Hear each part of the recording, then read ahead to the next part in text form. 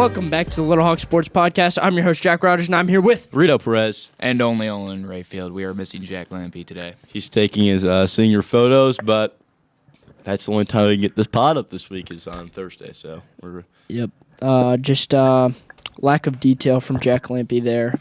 It's to be expected at this point. It's honestly, to be expected. He just comes and goes whenever he pleases. It's kind of rude.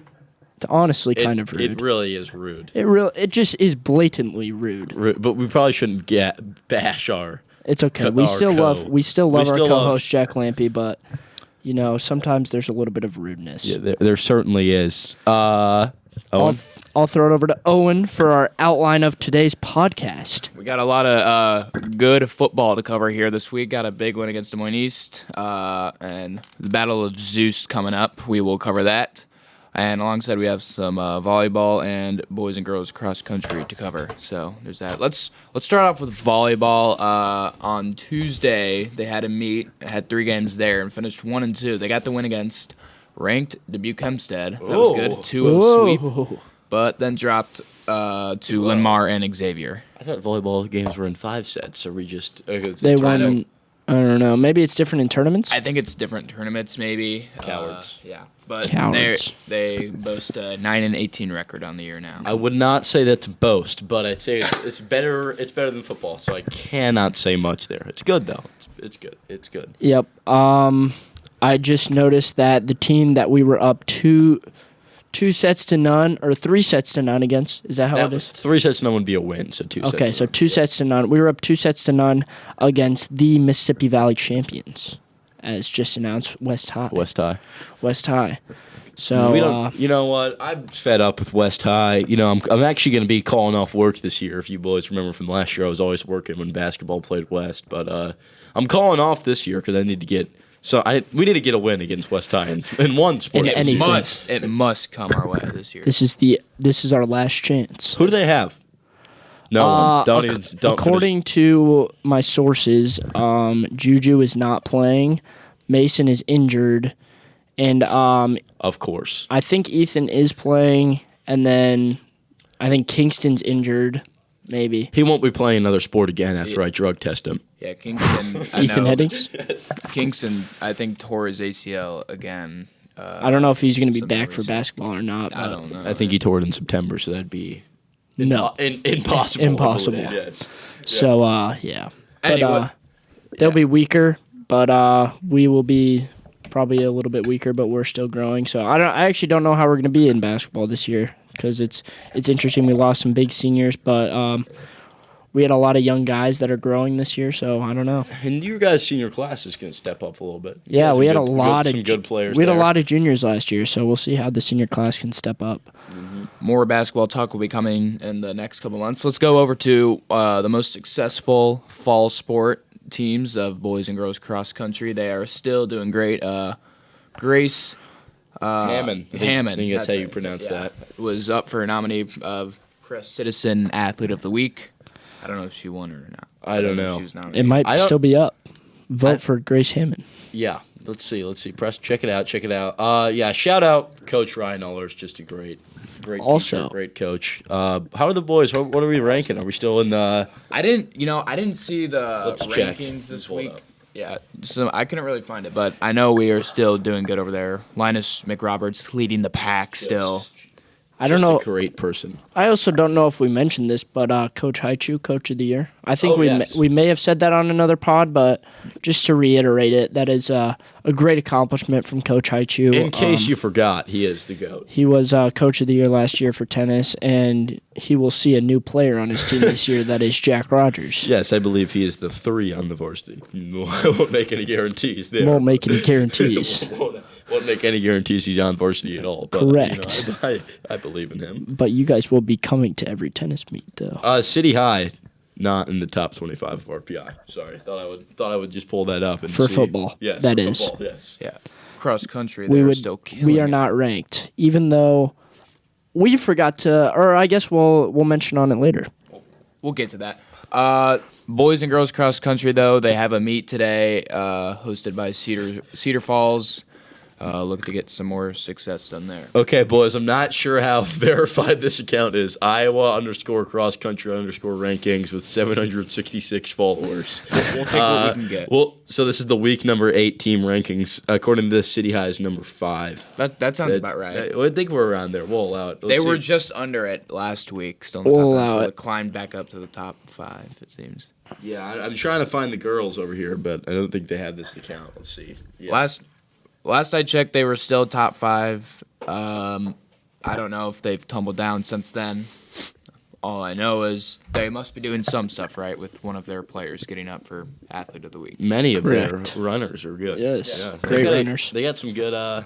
They got some returners next year too. Could be even better next We got year. a dynasty. We do have a cross country dynasty possibly. All right, move on to what we really want to talk about. Your football Little Hawks got the win. Got the win. Did not shut them out, unfortunately. And I will say that Jack Rogers had the most accurate prediction out of anyone on the pod. What did you do? 63 to 0. 63 to 0 You were is very close to that. my They won. usual pick. We got the 59 to 14 win. I think it Yep, was. 59 to That'd 14. be correct. Yes.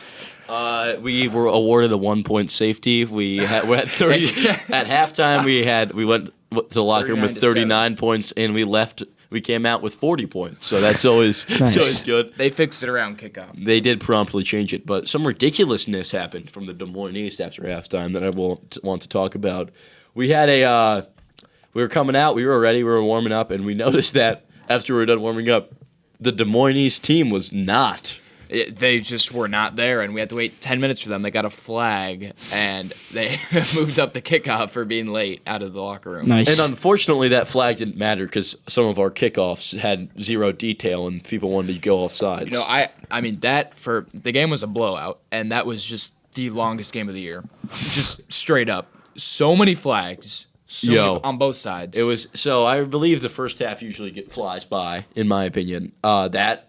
There was a minute left in the first quarter for probably about 15 minutes. The refs were just taking their sweet time on spotting the ball, talking about what the flag was. Now, can't say it was the greatest performance by the Zebras. But let me tell you about the Zebras. Zebras go up to this great coach known as Joseph Titus, and on the sideline he's like, yeah, 55 killing it out there on your guys' team. I was like, yeah. He really is, isn't he? And if you don't know anything about 55, he goes by the name of Rito Perez or the King. He has many different names, but I believe I was killing it out there. Yeah. But the man to really talk about that game was Chris Gabiza, putting up a record performance. Went 29 for 33, 317 yards, and 5 touchdowns, tying a school record. Perfect. Almost a perfect game. What was his passer rating? His QBR was 146.28. I don't really know what that means, but it sounds good. Yeah, I've never been good. The perfect rating is 158.3, so just right under the perfect rating. We're pretty good. Chris is going to have a lot of confidence going this week. And it is interesting because especially in the last few years, City High has had a lot of one-sided wins, dominated wins, and it's kind of surprising to think that 5 touchdowns is the record. No quarterback has thrown for over 5 touchdowns in a game. Yes, and we were missing Jack Lampy that game, so we didn't run the ball. Doesn't want to come to the games. Doesn't want to come to the podcast. I mean, what is it? with this guy? I mean seriously, it does come down to detail at some point and how you hold yourself and how you go about doing everything in life. Not just the podcast, but about football and school and showing up to places when you should be here. And not taking senior photos during a school day? Yeah? Anyone else a little bit alarmed by that? I'm quite alarmed. And I'm a little bit angry, I must say. But yeah, I think we need not get into that. We need not. But yeah, what a performance there from Kabiza Yeah. and the rest of the team. Chase and Chris Santarelli both had 2 touchdowns, right? Yeah, I and think the other so. one was to Blaine. Yeah. No, Blaine. Blaine had one. Blaine had one. Yeah. It was pretty amazing. Tight play end call. representative. A great play call. So we were running screens a lot, and then they were like, "All right, we're gonna fake a screen," Oh. and then it was good. So that was And what is your problem? We don't say that word here. All right. All right. Do you want to rewind that? I don't even know. We'll keep it in. We'll just make sure they know that it was just pathetic effort by Jack Rogers. And so now both the Jacks have 0 detail. Sorry for the language there, folks. Yeah, I know. It really is just disappointing. But it's okay. Things happen. People make mistakes. Move on. This week. Should we talk about Liberty and then play? All right, you want to say something else? What else was there to cover for this game? I mean, it was Pretty good game. Domro had a game. He had his first touchdown. He did have his first touchdown. He had. I'm Maybe stop don't say playing. the plays. I'm gonna stop saying the play calls. He's leaking. And then, all right. So he had that. He had 20. This is off the dome, by the way. I'm not too sure, but I believe it was 21 carries for 123 yards. I thought it was 100. It's somewhere around there. It was above 120, I think. But he definitely had 20-ish carries. Maybe it was more than that, but he had his first touchdown of the year. Had a great game, running very hard. That team was not the best team we've ever played. But a win is a win. A win is a win. A win Got is the win. definitely a win, and we need that confidence, and I think we have good confidence going into this week. Absolutely. So, should we head into the games of the week? Games to check out here? I think we should, and I think we might as well just start off with that one there, number 2 Valley versus number 5 Ankeny, and I don't even think it's going to be a mystery who Rito Perez is picking here. I think he's going to go Valley right out the dome. My dad's alma mater. I think Jaden McGregor is not going to be able to be stopped by the Ankeny defense. Daniel Laramie is not as good as the Valley defense, and I think they're going to be able to stop him. Stop right there. I'm tired of this Jaden McGregor, this Jaden McGregor love here. I think number 5 Ankeny is going to get the win here. Great defensive performance. What do you mean? He's really good. It's not like it's a Louisville. Louisville. It's not like a hoax on if he's good Really? or not. Louisville. Ankeny will expose the Valley Tigers. Stop that. Break the tie, Jack. Who do you have winning? Not so fast, young man. We are going with the Valley Tigers. Yes, we are. And I'm going to just say something really quick. I had a terrible prediction last week. I said Southeast Polk was going to expose Milwaukee Northwest. We both 38-7 actually was the final score of that game in Northwest favor. But this is leading into my other point that the Valley Tigers, I think, lost by 3 points to Milwaukee Northwest. I think I had the greatest prediction in that game, too. Did you now? Did you say 38-7? I think I said 28-14. Need I remind everyone when Coach Moore was on the podcast last year when I perfectly predicted the Johnston-Sioux City East game final score. Also, that game, we had a quick rewind. That game ended last week, and Sioux City East had the upset over Johnston, I believe. This is true. Yeah. Let's move over to number 7 Johnston playing number 10 Southeast Polk. Another good one for this week. I have Johnston winning. I also have Johnston winning. Southeast Polk was down 38-0 to Liberty, and Johnston just beat Liberty. So, And it's not really our place to talk bad on the Rams because they beat us. However, for being 4-time straight state champions, I think they're on the fall off. I just don't think they're going to be as dominant this pretty much the exact same thing happened last year, though. I think they won the playoffs with a 5-4 record. I think we were above them. Yeah, and they won the state chip again. So. Somehow. They're a very physical football team. Johnston wins by 3 scores. By a large mark. Okay, you like that. Any other games? Nope. Let's just get into the game. We're going to talk about the game of the week. The battle of the Zeus. Your City Eye Little Hawks taking on Iowa City Liberty. They shouldn't even be Iowa City. That's just North Liberty. North Liberty Lightning. Let's check on maps real quick and see where Liberty is. Technically, geographically. Let's see. Come on. We'll see the address of Liberty, and we'll just expose them for who they really are. They are not welcome in our city. North Liberty. Okay, let's go. Where are we? We're going to be down. Okay, here it is. Here we are. Oh, North Liberty, Iowa. You're not Iowa City. You wish you were Iowa City. Instead, you're in the cookie cutter house, little terrible community of savages and beasts that live in all the same houses together, and they're all hobbits and they're all gnomes and they all look the same. No! On the east side, southeast, we do it different, all right? We're coming in to your house, and we're going to beat you. Walk in your trap. Walk in your trap. Walk in your trap, take over your trap. I vividly remember after we beat Liberty at Liberty last year, we didn't win. No, I'm saying basketball. Okay. We were blaring "Walk in your trap, take over your trap" in the locker room. I believe there was some drama last year involving the Liberty game. Did we get a text? I feel like we maybe this was all a dream because my dreams often fade into reality. But I thought Reese Reddick texted us about the podcast for someone. Oh yes, he she texted did. you, right? Yeah, but I don't think it was about this game. Oh, it wasn't because we played it early. We played them early Yeah, we last played year. week 2. It was I think pretty he was funny. texting us because we were predicting their games later in the season. Oh, okay. Oh, yeah. Okay. Then we were just like saying they were gonna lose. Because I was like kind of like being a hater early in the year when we were like playing against them, and then like he started listening to the podcast later in the year, and he heard that we were glazing.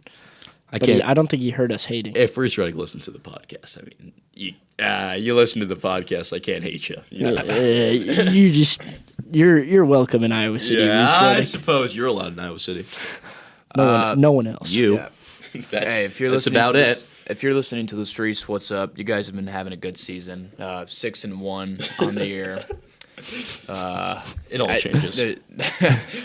But we're looking to make that 6-2. Yeah, however. the boys have not held Zeus in their high school careers. I haven't sniffed it, actually. I haven't sniffed it either. I would love to sniff it and get a new podcast picture going up. I would love to get a picture of me holding it like a Heisman Trophy and have that be my Finsta profile picture. I'm just a but little bit confused because you aren't playing. No, so why would 'cause you I get always- to hold it no, 'cause I'm- singly? Why would No. you be the only No. one? No, But this is because the plan. I am the greatest fan. Okay. So I am allowed to hold it for one photo. Well, I actually didn't see you in Des Moines, actually. Stop. So, Stop. You know what you did see in Des Moines? Because I got called into work. Kyle Harris, Sebastian Bo Hall. Martindale, Bo Hall Luis was not there. Salas. Yeah, Bo Hall was not there. Luis Salas was there. Yes, Was- Luis Did he Salas. ride up with them? Yeah, That's fun. I think he was not he was behind the wheel, and they abandoned ship when they found out how ghetto it was. Well, up I there. believe it is in not the best part of Des Moines. It's not. It was not the greatest. It was Grandview Stadium. The Yeah. turf was nice, except my back hurt really bad the next day. Oddly, I didn't know about that. What happened there? All right, but yeah, let's get some predictions going, I'd say. What should we talk about? Or actually, what are going to be the keys to the game for the Little Hawks? Stopping Mr. Reddick from scrambling. I So think. last year when we played them, their offense was I think we just kind of was poorly game planned against Reese Reddick. They were just beating us on all cylinders, and we just weren't really mentally ready for that. But now we know what to expect going into this game. We've been preparing this week, and I think we can get it done. Offensively, I think if we keep up how we've been doing last week into this week, we can be good because there can be some holes in that Liberty defense, and if we just exploit that, we can really surprise them. And I think like I was saying, our game plan last year did not really work because they were doing some more odd formations. They were doing like a bunch on the line, and our plan kind of just left someone on the outside open. I was talking about that with someone, I think Ben. But yeah, it wasn't the greatest game plan. But We've adjusted now, and we are more ready for this one. they're a well-coached team. They're a good team. They are. They are. But, they might win. If we played them 10 times, they may win 9. But this is that not But one not time. this game. Not Not tonight. I got the Little Hawks winning this game. Give me the Hawks. We're bringing back home Zeus for the first time in 4 years. Let's make it happen. I would have to agree, and I'm gonna love to hold that trophy, and it's just gonna be great when I embrace it and on the sideline, and it comes home with us on the bus, and or the van. Either way, I'm just gonna cherish that moment for the rest of my life. This is our Super Bowl, okay? Jack, what do you have for happening in this game? The Liberty Lightning, ranked number 3 in the state, are Number 6. number 6 in the state, previously ranked number 2, are one damn good football team. They, make no mistake, are physical, they are well coached, and they do all the right things to win football games, and they have a hell of a quarterback behind that line to do it as well. And the Little Hawks, 1-6, do not have a lot of hope going into this game. They have a little bit of injury problems. They have Coden Kurtz, somehow his phone blew up.